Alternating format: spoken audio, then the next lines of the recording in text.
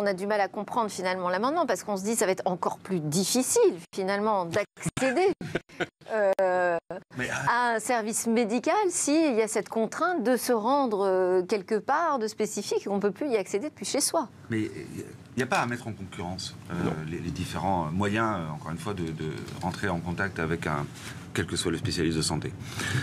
Et l'erreur, ce serait ça. Je pense qu'il y a un double message négatif dans ce truc-là. D'abord, le premier message négatif, c'est que ça rend impossible la vie d'un certain nombre de patients. Le deuxième message négatif, c'est que ça décrédibilise le numérique dans ce qu'il peut être un apport d'une façon ou d'une autre. Le bracelet anti-chute, la domotique, etc. Tout ça, c'est des choses qui vont permettre peut-être le maintien à domicile demain de personnes qu'on est obligés, entre guillemets, ou que dont les familles ressentent le besoin de les mettre en institution parce qu'ils ne peuvent pas s'occuper d'eux. Le numérique, je ne suis pas un BA de la technologie comment dire, à regarder ça en se disant... Non, mais il y a des apports. Si on commence à contester que les mêmes pratiques, mais parce qu'elles sont par le biais du numérique, sont suspectées d'être quelque chose de dangereux, enfin, à un moment donné, il faut remettre les choses dans l'ordre et mettre un peu la science au milieu du village.